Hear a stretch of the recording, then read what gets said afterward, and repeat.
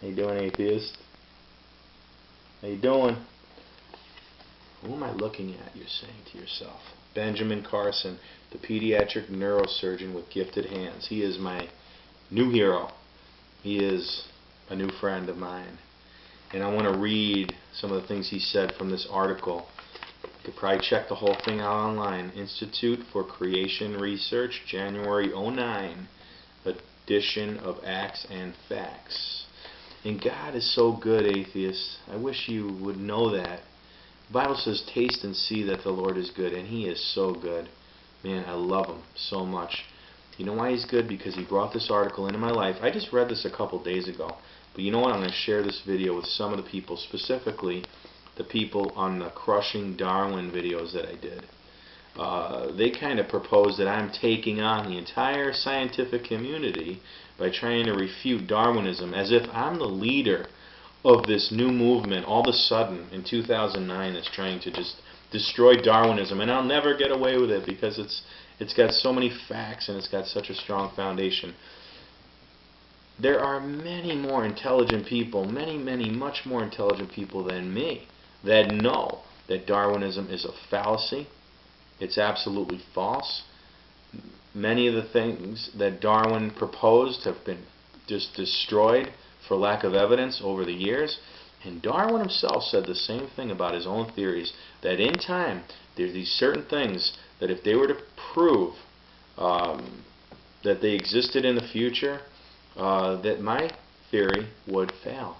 And I believe, and I haven't read much about Darwin, but if he were here today, he's a real scientist, he's a real man. I believe that he would abandon the whole thing, because he's a scientist, and when a scientist's theory fails, you've got to let it fail. Okay? It no longer is fact like you thought it was. You've got to let it go. And I just believe he would have, you know. I don't know, just a thought. So anyway, Benjamin Carson, I love this guy. God brought this article into my life for you atheists. He wants you to know, and say, anytime, I'm telling you, I'm making this video for a reason. This is going to be there for years to come. Because when people say, you're an idiot, Empty, go read a science book. What are you, stupid? Oh, you're just making things up. Oh, you think you could just read things and all of a sudden you're a scientist? I'm going to point to this man and say, you know what, I haven't read everything, but this guy has. And I'm going to point to this guy. Okay? And there are many others like him. And I know over the years, Albert Einstein, man, he knew there was a creator. I'm not saying Christian here. I'm not talking Buddhist, Islamist. He knew there was a creator. Anthony Flew was an atheist. He come to know there's got to be a creator. And I really do pray, atheists. Of course, I want to persuade you towards the Christian faith because I believe it is the only way to heaven. I believe He is the one and only true God. But again, that's another video. My videos are designed to show and expose the silliness of Darwinism. Okay? And if I come across angry, then I'm angry. I am regarding this. I'm not an angry man. I'm a very happy man because I know the truth, and the truth has set me free. When you're set free from something, you're happy because you're no longer bound to something. You're set free. But I can get angry righteously when I see Darwinism being presented in my educational system as truth and fact, when indeed it is not. And it has never been proven. Let's get into the meat of this thing. Okay, I'm just going to read this. You can check it out online. Benjamin Carson, MD. I'm going to read you his little short resume, brief resume here, so you know this is coming from a very intelligent man. Benjamin S. Carson, MD, one of the world's foremost pediatric neurosurgeons, is Professor-in-Chief of Pediatric Neurosurgery at Johns Hopkins University Medical School. A graduate of Yale and the University of Michigan Medical School, he was rated by Time issue titled America's Best as a super surgeon.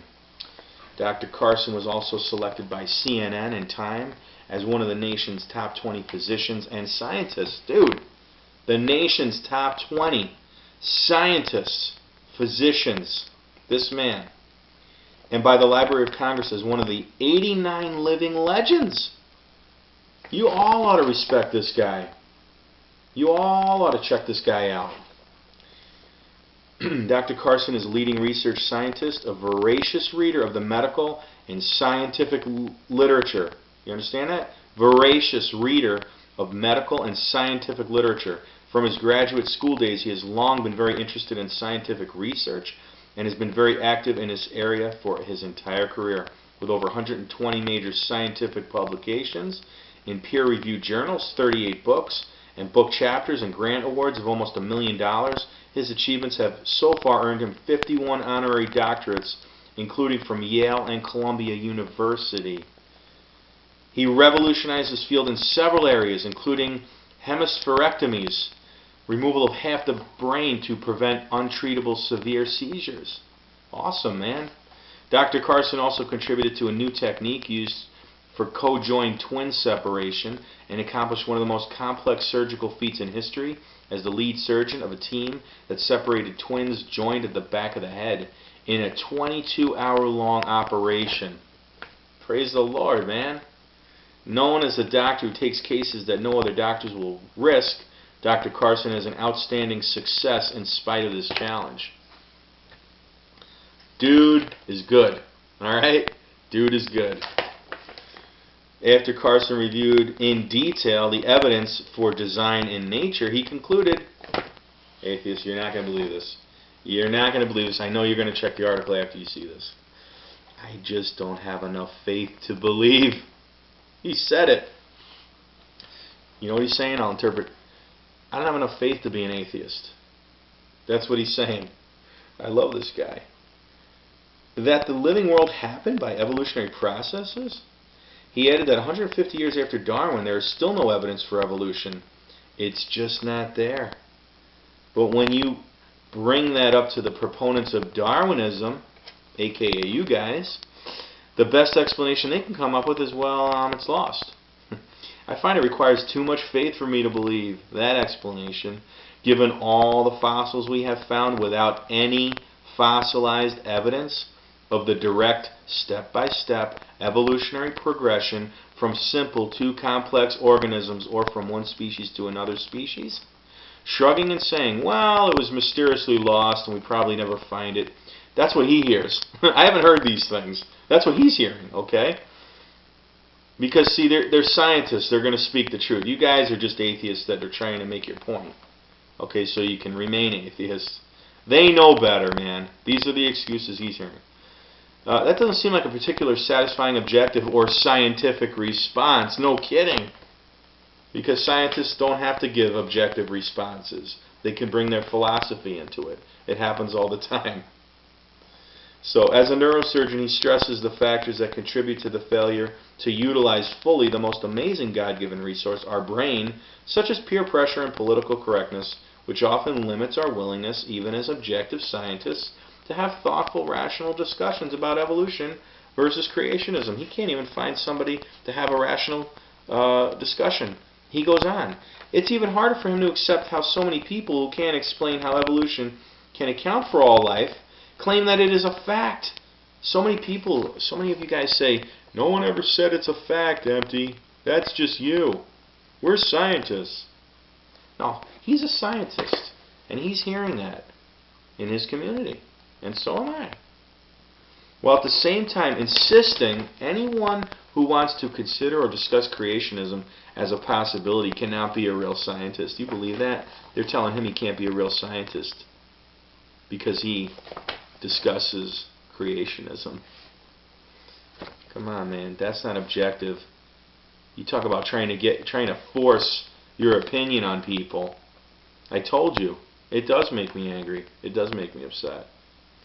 So anyway, he spoke at, he was a keynote speaker at a National Teachers Science Teacher Convention. He told science teachers that evolution and creationism both require faith. It's just a matter of where you choose to place that faith. I'm going to end it there. I know I'm running out of time, but this is the deal. I agree with him. I think it takes more faith to be an atheist, personally. And you know what? I'm standing in his corner. Okay, guy's still alive. Darwin's dead. He's one of the top 89 living legends. Okay? And he's on your side as a scientist. Check him out.